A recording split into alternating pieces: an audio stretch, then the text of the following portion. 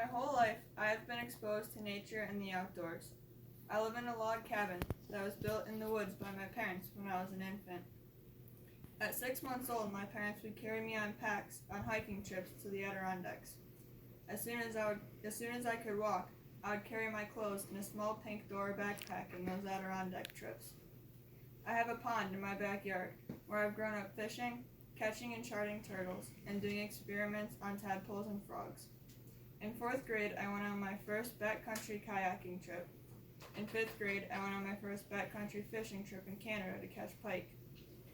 In 8th grade, I completed my first full multi-day backpacking trip, carrying all of my gear on my pack. Freshman year in high school, I climbed my first Adirondack high peak. My junior year in high school, I won the famous 90-mile canoe race with my dad.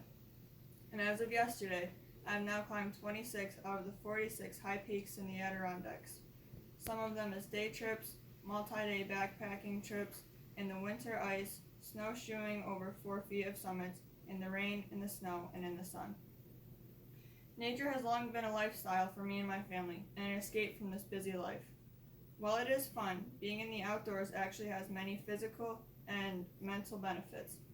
When you feel stressed, overwhelmed, or anxious, caught up in the fast pace of life, where would you choose to go? One study in a book called The Healing Gardens found that 2/3 of people would choose a natural setting to go in their times of stress.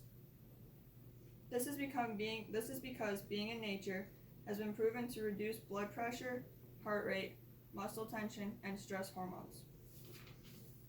This is why an article from the University of Minnesota said that 95% of people reported being in a better mood after being in nature. They went from being anxious, depressed, or stressed to being more calm and balanced. But the benefits don't stop there. Nature has been shown to reduce physical pain as well. In a study of patients who had their gallbladder removed, those who were exposed to pictures of nature or scents of nature, such as spruce or pine scents, reported less pain and less complications after surgery, and on average were out of the hospital sooner than those who were just in their hospital room with no sensory of nature. Being in the outdoors can also help you psychologically. Overcoming your fears, for example. You might have a fear of bears, and you might not want to go on a backcountry kayaking trip with your friends in an area known for having bears. But you decide to go anyways because you know you'll have tons of fun. On the trip, you go in a small tent at night with no real protection from the bears. But when you come out of the trip, you realize that you had loads of fun, and it wasn't worth it to stress about the bears that whole time anyways. Another fear that many people have overcome in the Adirondacks is fear of heights. A lot of people on the high peaks that I have talked to have a fear of heights, but they force themselves to climb the tallest mountains in the state anyways, and these people overcome their fears, one mountain at a time. Nature has also taught me perseverance. There have been many times where I didn't think I could take one more step with my pack towards camp. I didn't think I could climb the next 1/10 of a mile to get to the top of the mountain, or take 3 more strokes in the canoe race.